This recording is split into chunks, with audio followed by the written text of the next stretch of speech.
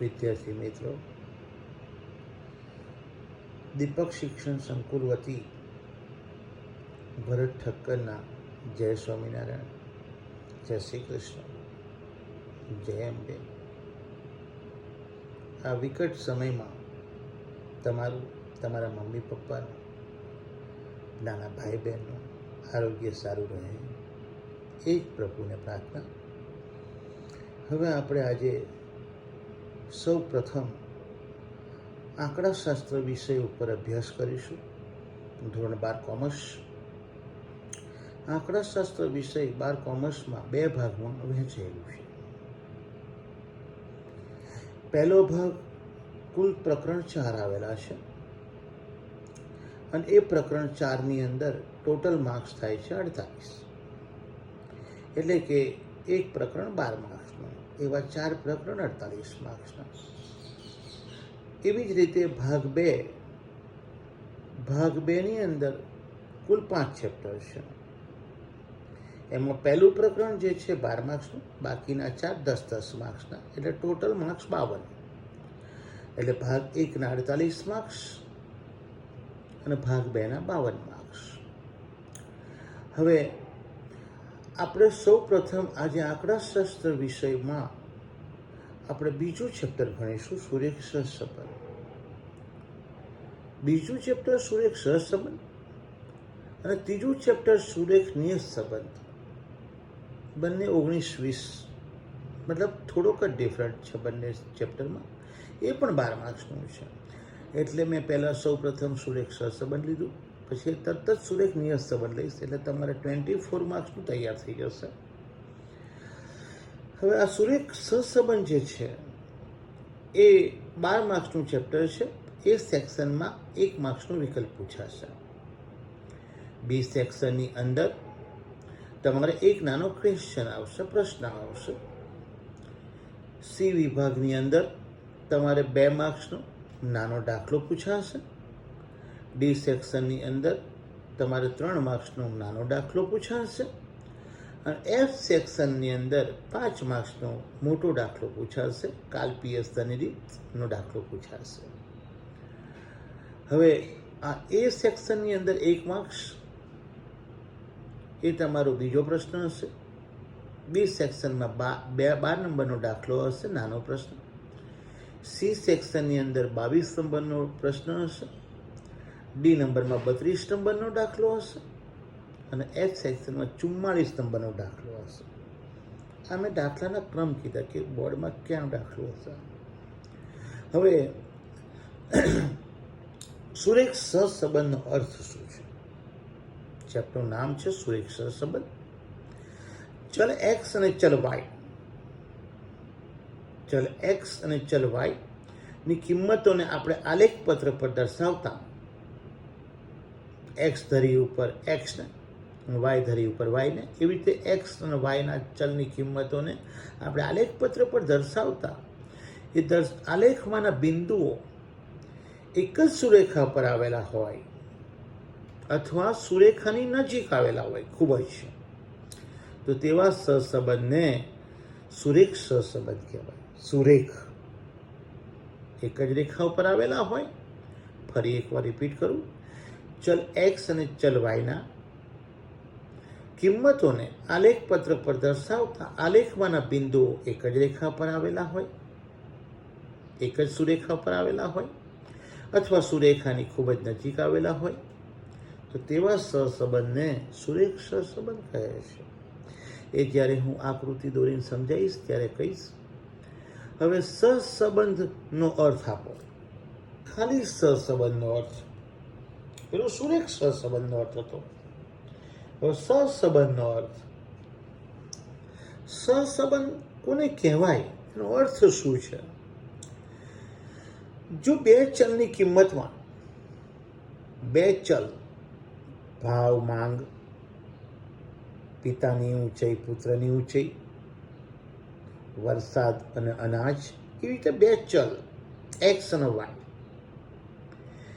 2 ચલની કિંમતમાં પ્રત્યક્ષ પરોક્ષ કાર્યકારણને લીધે એટલે કાર્યકારણને લીધે કોઈ બે ચલ વચ્ચે ચોક્કસ કાર્યકાળનો સંબંધ તો હોવો જ જોઈએ.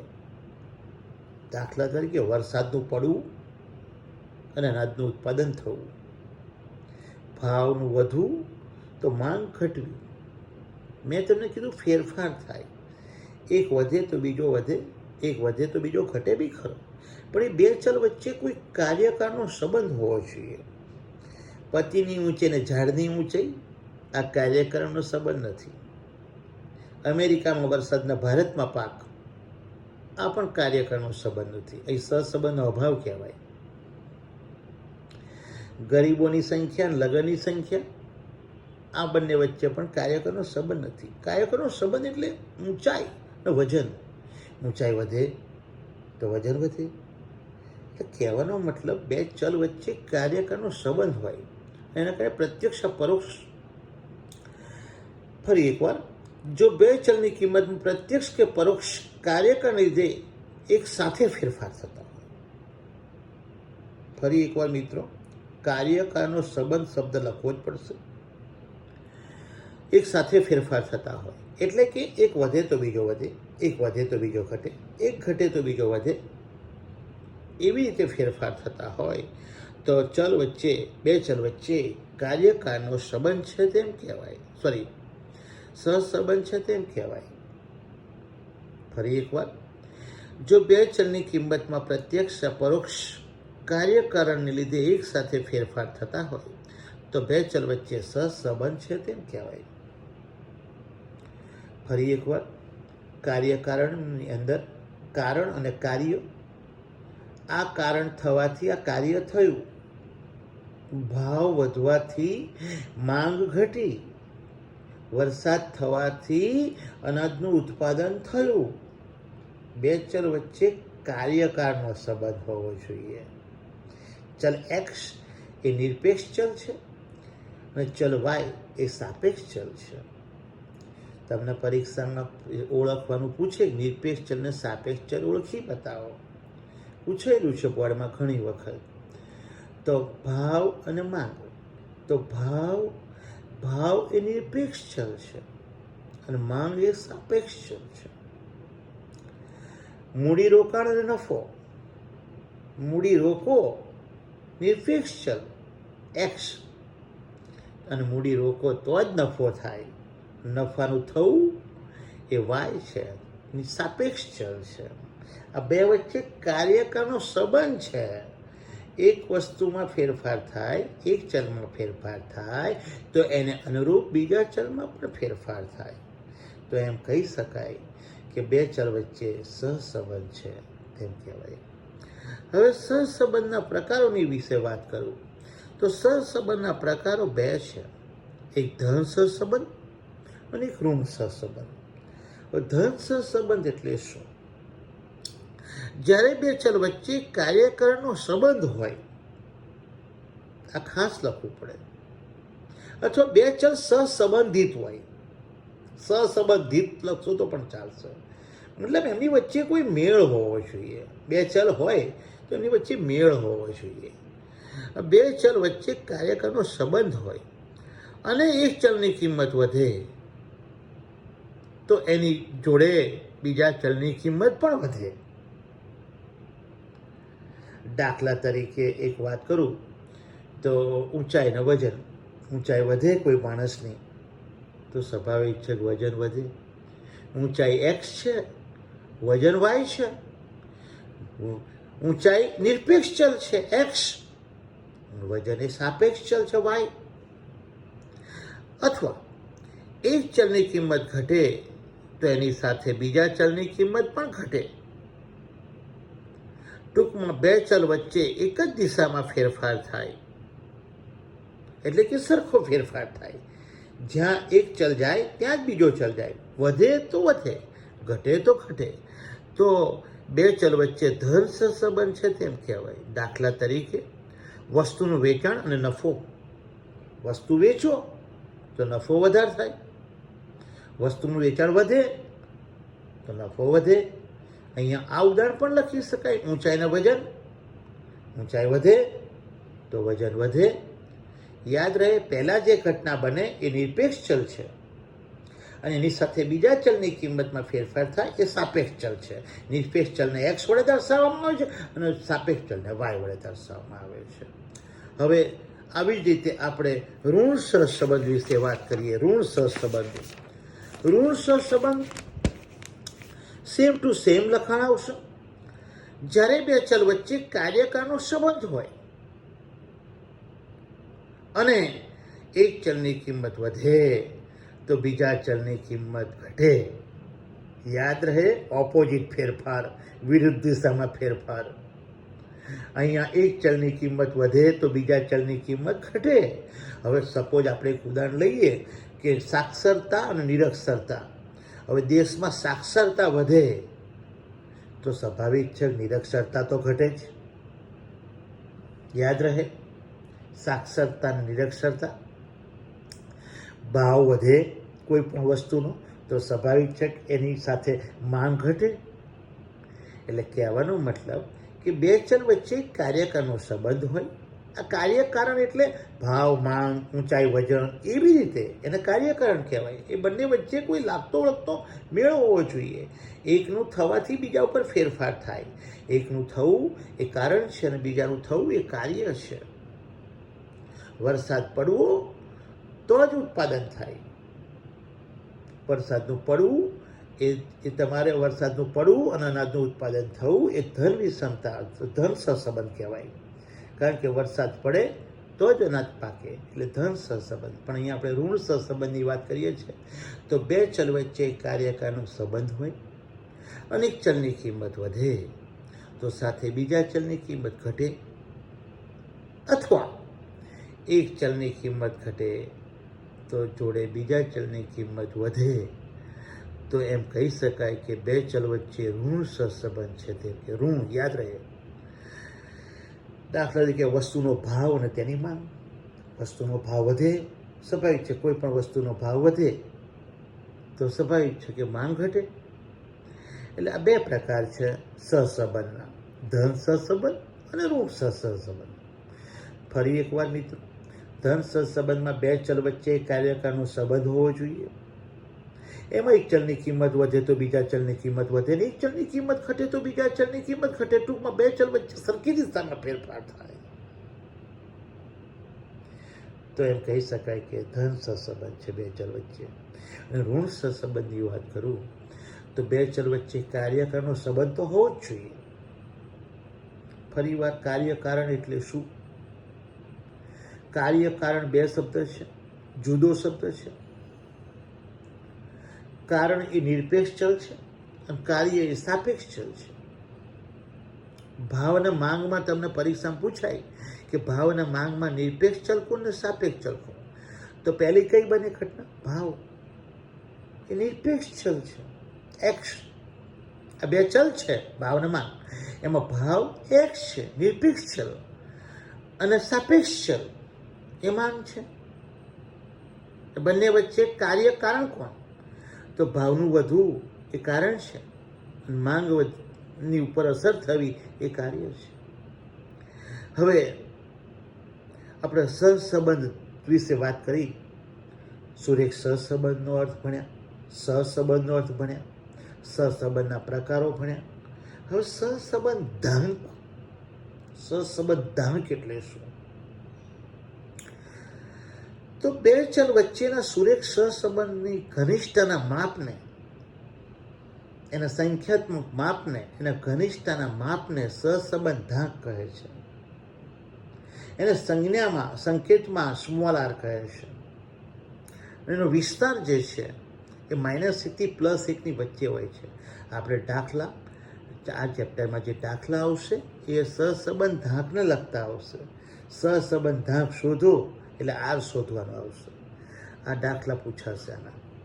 હવે સહસંબંધ જે ચેપ્ટર આપણે ભણી રહ્યા છીએ એમાં અભ્યાસ કેટલી રીતોનો કરવાનો છે, આપણે કેટલી વસ્તુ ભણવાની છે આ ચેપ્ટરમાં. તો સૌ પ્રથમ 3 પ્રકારની રીતો છે સહસંબંધના અભ્યાસની રીતો. એક વિકર્ણ આકૃતિની રીત, જે તમારે દોરવી પડશે. આકૃતિ પરીક્ષામાં ભાગ્યે જ પૂછાય છે, ભાગ્યે જ. વિકર્ણ આકૃતિની રીત, પોઈન્ટ 1% પૂછાય. છેલ્લી 2 રીતો જે છે એ બહુ ઇમ્પોર્ટન્ટ છે. એના દાખલા પેપરમાં પૂછાય, ફરજિયાત પૂછાય. કાર્લ પિયર્સનની ગુણન પ્રઘાતની રીત. પરીક્ષામાં કાર્લ પિયર્સનની રીતના દાખલા 80 થી 90%. એ જ દાખલો જે એફ સેક્શનમાં મેં કીધો 5 માર્ક્સનો મોટો દાખલો, એ દાખલો પૂછાશે. અને ત્રીજી રીત છે સ્પિયરમેનની. એને ક્રમાંક સહસંબંધની રીત કહે છે. મિત્રો, આ 3 રીતો આપણે ભણવાની છે, પણ આ તે વિકર્ણ આકૃતિની રીત આપણે પછી ભણીશું. આજે આપણે પહેલાં સૌપ્રથમ કાર્લ પિયર્સનની રીતના સૂત્રો જોઈશું. હવે કાર્લ પિયર્સનની રીતના સૂત્રો કુલ 6 છે. મારી દ્રષ્ટિએ મેં 6 સૂત્ર લખ્યા છે. એ તમે 6 સૂત્રો કરશો એટલે કાર્લ પિયર્સનનો જે દાખલો પૂછાશે એ તમને આવડી જશે. અને સ્પિયરમેનની રીત જે છે ક્રમાંક સહસંબંધની રીત, એની અંદર ટોટલ 2 દાખલા, 2 સૂત્ર છે. હવે આપણે પહેલાં સૌપ્રથમ સૂત્રની વાત કરીએ કે સૂત્ર કેવી રીતે તૈયાર કરવા. મિત્રો, શાંતિથી સૂત્ર વિશે વાત કરીએ. હવે કાર્લ પિયર્સનની જે રીત છે, યાદ રહે, એ સહસંબંધાંક શોધો. સહસંબંધાંક શોધો એવું પેપરમાં પૂછે ચોખ્ખા શબ્દોમાં, તો તમારે એની સંજ્ઞા આર કહેવાય. અને સહસંબંધાંક હંમેશા શોધો એવું બોલે એટલે તમારે કાર્લ પિયર્સનની રીત જ સમજવી. ફરી એકવાર, જો તમને એક્સ અને વાય 2 ચલ આપેલા હોય, ભાવ, માંગ, વચન, ઊંચાઈ વગેરે ગમે તે આપ્યું હોય, એક્સ અને વાય આપેલું હોય અને બોલે સહસંબંધાંક શોધો, તો કાર્લ પિયર્સનની રીત જ શોધો. મારા અનુભવ પરથી કહું છું, ઘણા છોકરા ઉપર સૂચના નથી વાંચતા. 2006ની વાત કરું ત્યારે બી આ ચેપ્ટર હતું. અત્યારે વિરલ શાહ સીએ છે, મારો સ્ટુડન્ટ. એના દાખલામાં મિસ્ટેક થઈ ગઈ. 95 માર્ક્સ છે, 5 માર્ક્સનો દાખલો ખોટો છે. એને ઉપર સૂચના વાંચી જ નહીં અને કાર્લ પિયર્સનની જગ્યાએ સ્પિયરમેનનું ગણી કર્યું. એટલે તમારેથી એવું બને નહીં. ખાલી સહસંબંધાંક શોધો એટલે કાર્લ પિયર્સનની રીત જ સમજવી. હવે એના સૂત્ર જે છે મોટા દાખલાના, મેં એવું લખ્યું છે મોટા દાખલાના સૂત્રો. મોટો એટલે શું? 5 માર્ક્સનો જે એફ સેક્શનમાં દાખલો પૂછાય એના મેં 3 સૂત્ર લખ્યા છે. જો ચલ એક્સ અને ચલ વાય એ બંનેના મધ્યકો પૂર્ણાંકમાં આવે તો શું? હવે વિદ્યાર્થી મિત્રો, આ પૂર્ણાંક શબ્દ આવ્યો એટલે તમે કન્ફ્યુઝ અત્યારથી કે શું કરવાનું, કેવી રીતે કરવાનું. આવી રીતે ત્યાં કરજો. દાખલામાં હું જરા સમજાવીશ કે શું આવ્યું છે. પૂર્ણાંક એટલે શું? પૂર્ણાંક એટલે પોઈન્ટમાં મધ્યકો ના આવે, પણ દાખલામાં હું વિગતવાર સારું સમજાવું છું. તો તમારું સૂત્ર રહેશે સહસંબંધાંકનું. આર બરાબર સ્મોલ આર લખજો, અંશમાં સિગ્મા એક્સ માઇનસ એક્સ બાર, બ્રેકેટ પૂરો. બીજા બ્રેકેટમાં વાય માઇનસ વાય બાર. બંને બ્રેકેટ વચ્ચે ગુણાકારની નિશાની છે. આપણે અંદર ગુણાકાર લખ્યું નથી, પણ લખવાનું બી, પણ ગુણાકાર સમજવું. નીચે અપોનમાં, છેદમાં, વર્ગમૂળમાં, પહેલા વર્ગમૂળમાં સિગ્મા એક્સ માઇનસ એક્સ બાર કૌંસ પૂરો એનો હોલ સ્ક્વેર. એવી જ રીતે બીજા વર્ગમૂળમાં સિગ્મા વાય માઇનસ વાય બાર એનો કૌંસ પૂરો, એટલે કે એની ઉપર વર્ગ આવશે. યાદ રહે. ફરી એકવાર, આર બરાબર સિગ્મા 2 વાર 5 વાર લખી કાઢવા. નહીં સમજણ પડે તો મને ફોન કરજો, પૂછી લેજો વિના સંકોચે. આ કોરોનાની મહામારીમાં આપણને બહુ પ્રોબ્લેમ થઈ ગઈ છે. તમારા માટે આ નવું છે, મારા માટે આ નવું છે. એટલે જ્યારે પ્રત્યક્ષ મળીશું ત્યારે કંઈ પણ પ્રોબ્લેમ હશે તો ફરી હું સોલ્વ કરાવીશ. મિત્રો, અત્યારે આપણે જે એકાઉન્ટમાં 2-4 ચેપ્ટરો હલકા હલકા અને સ્ટેટમાં હલકા હલકા છે. પહેલો ભાગ આપણે 4 ચેપ્ટર છે પૂરા કરી દેવા છે. એટલે યાદ રહે, કંઈ પણ પ્રોબ્લેમ હોય વિના સંકોચે ફોન કરજો કે આ કેવી રીતે આવ્યું છે, આપણે એનું સોલ્યુશન કરીશું. ચલો ફરી એકવાર, જો ચલ એક્સ અને વાયના મધ્યકો પૂર્ણાંકમાં મળે તો આર બરાબર sigma X minus X bar Y minus Y bar upon વર્ગમૂળમાં સિગ્મા એક્સ માઇનસ એક્સ બાર એનો હોલ સ્ક્વેર, બીજા વર્ગમાં સિગ્મા વાય માઇનસ વાય બાર એનો હોલ સ્ક્વેર. અને આરનો જે વિસ્તાર છે, આ જવાબ જે છે આખા ચેપ્ટરમાં કોઈ પણ દાખલો, કોઈ પણ સૂત્ર, તમારો જવાબ -1 થી +1ની વચ્ચે જ આવશે. મેં પાછળ નોટ લખી છે. એટલે -1થી +1ની વચ્ચે જ આવે. તમારે 1.2 આવ્યો એટલે સમજી લેવાનું કે આપણે ગયા, આપણો દાખલો રોંગ છે. એટલે સ્વાભાવિક છે કે 0.90, 0.98 એવું જ આવશે. ચલો, જો ચલ હવે બીજી રીતે આપણે, જો ચલ એક્સ અને વાયના મધ્યકો અપૂર્ણાંકમાં મળે, પોઈન્ટમાં મળે, 15.82 એવું આવે કંઈક, તો આર બરાબર, થોડુંક સૂત્ર વિચિત્ર છે પણ તમે સમજજો શાંતિથી. આર બરાબર n into sigma UV minus કૌંસની અંદર સિગ્મા યુ, બીજા કૌંસમાં સિગ્મા વી. બંને સિગ્મા યુ સિગ્મા વી વચ્ચે મેં કૌંસ કર્યો છે, ગુણાકારની નિશાની છે બે વચ્ચે, યાદ રહે. નીચે અપોનમાં વર્ગમૂળમાં n into sigma u square minus કૌંસની અંદર સિગ્મા યુ અને એની ઉપર સ્ક્વેર. પાછું મેં બીજું વર્ગમૂળ લખ્યું, આ બંને વર્ગમૂળ વચ્ચે ગુણાકાર સમજવું. તો બીજા વર્ગમૂળમાં ફરી વાર સેમ ટુ સેમ પહેલો વર્ગમૂળ લખ્યું એ જ, ખાલી યુની જગ્યાએ વી મૂકી દેવાનું છે, એટલો જ ફરક છે. જુઓ મિત્રો, n ઇન્ટુ સિગ્મા વી સ્ક્વેર માઇનસ કૌંસમાં સિગ્મા વી એનો હોલ સ્ક્વેર. સૂત્ર દેખાવમાં મોટું છે પણ 2 વાર લખશું એટલે આવડી જશે. ફરી એકવાર, જો ચલ એક્સ અને વાયના મધ્યકો પૂર્ણાંકમાં મળે તો તમારે આ સૂત્ર નીચેનું વાપરવાનું રહેશે. આર બરાબર n into sigma UV minus sigma you, બીજા કૌંસમાં સિગ્મા વી, નીચે અપોનમાં વર્ગમૂળમાં n into sigma u square minus sigma you એનો કૌંસ પૂરો અને પછી એનો સ્ક્વેર. એવી રીતે ડિટ્ટો બીજા વર્ગમૂળમાં n ઇન્ટુ સિગ્મા વી સ્ક્વેર માઇનસ સિગ્મા વી અને એનો હોલ સ્ક્વેર.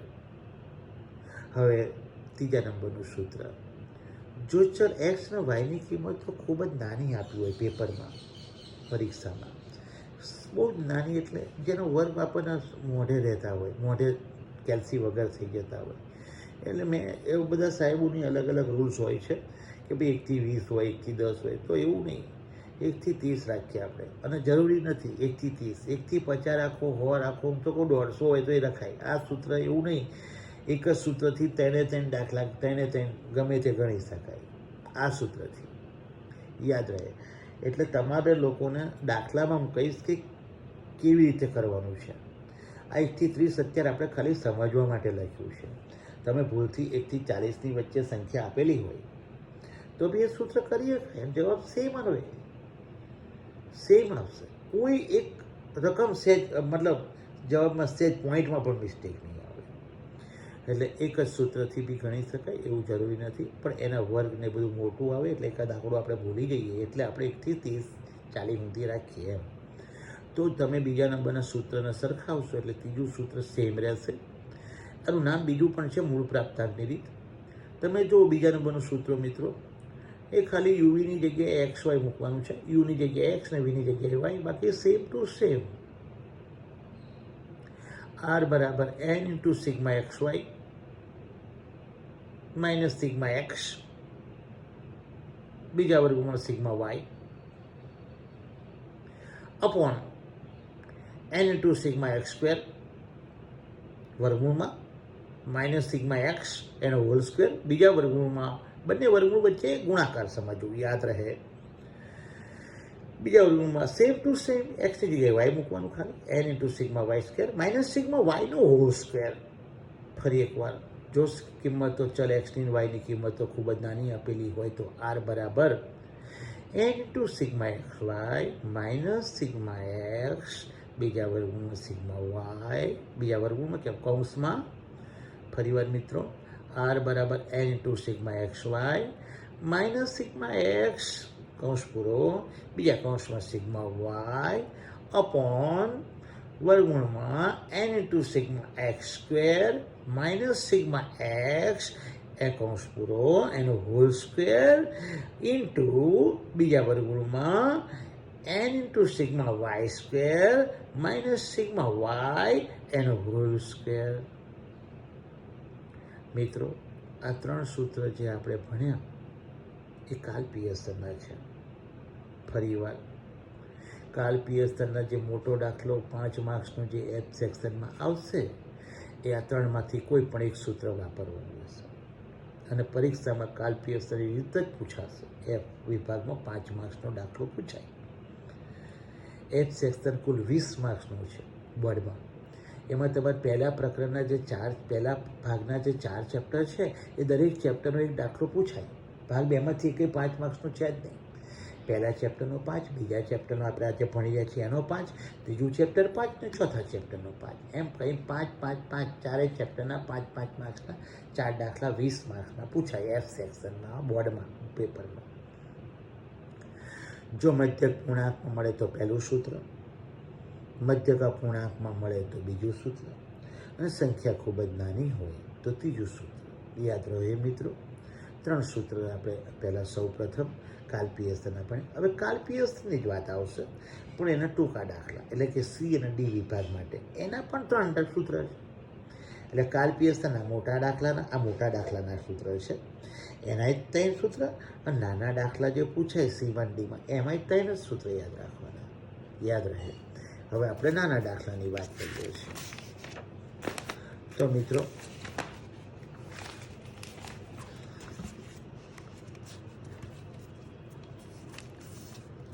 સૌ પ્રથમ નાના દાખલાની વાત કરું તો ટૂંકા દાખલામાં એવું લખ્યું હશે કાલ પિયર્સનની રીતે ટૂંકા દાખલાના સૂત્ર.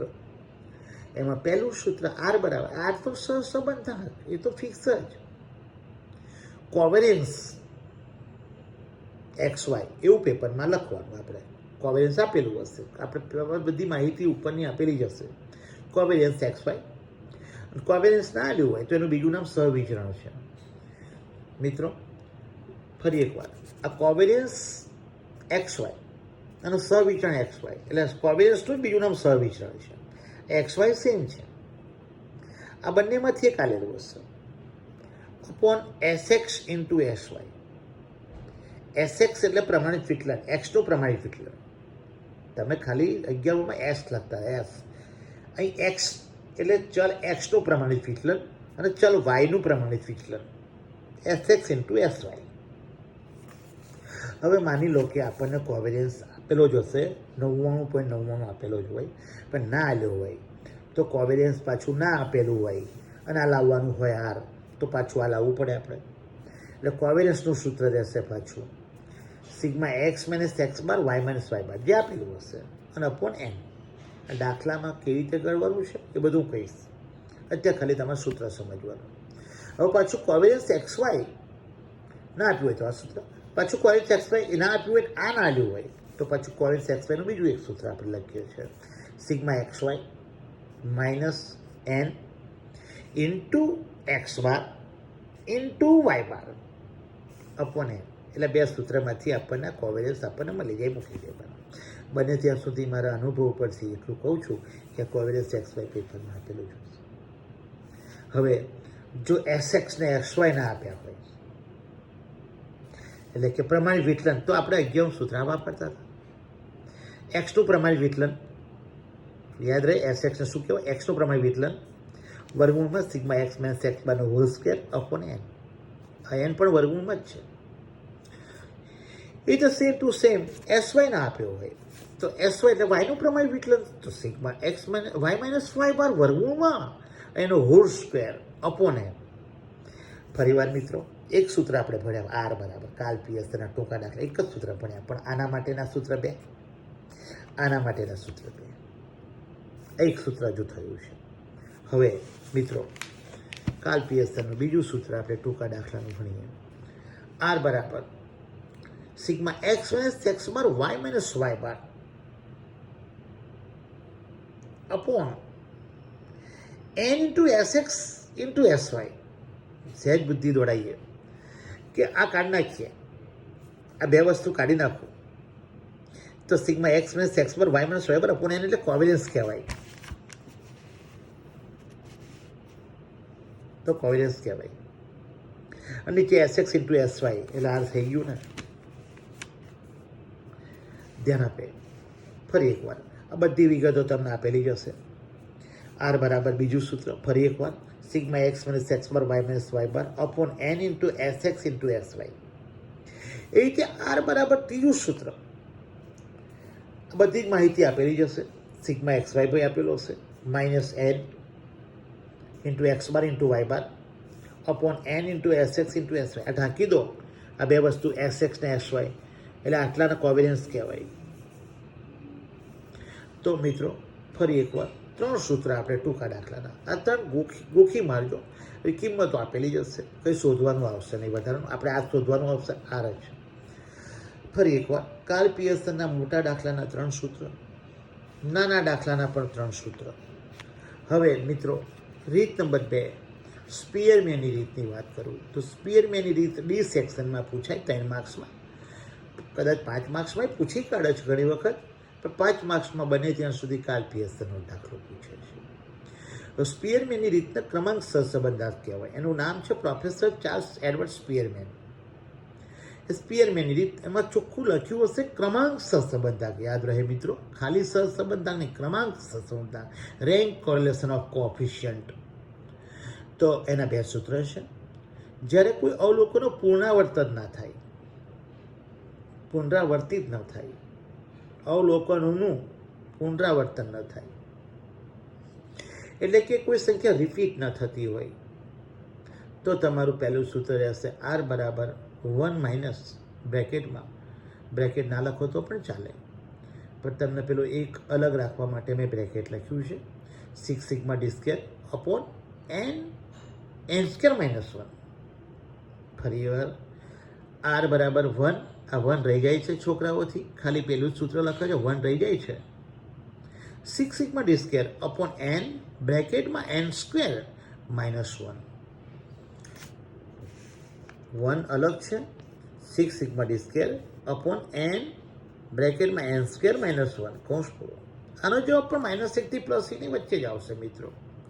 હવે કોઈ સંખ્યા અવલોકનો પુનરાવર્તન થતા હોય, ડબલ વાર આવતા હોય, 25 25 32 32 32 3 વાર, એ બધું રિપીટ થતું હોય, તો 1 માઇનસ ખરું, 6 બી ખરો, 6 અલગ લઈ લેવાનું, સિગ્મા ડી સ્ક્વેર 6 અલગ, sigma D square plus CF. આ સીએફ કેવી રીતે લાવવાનો છે, શું છે, દાખલામાં ખબર પડશે. નીચે આ same to same N square minus 1, ખાલી અહીંયા 6 sigma D square plus CF આવ્યું ખાલી. હવે મેં નોટ લખી છે નીચે કે આરના કોઈ પણ સૂત્રથી, મતલબ ગમે તે નાનું સૂત્ર, આલો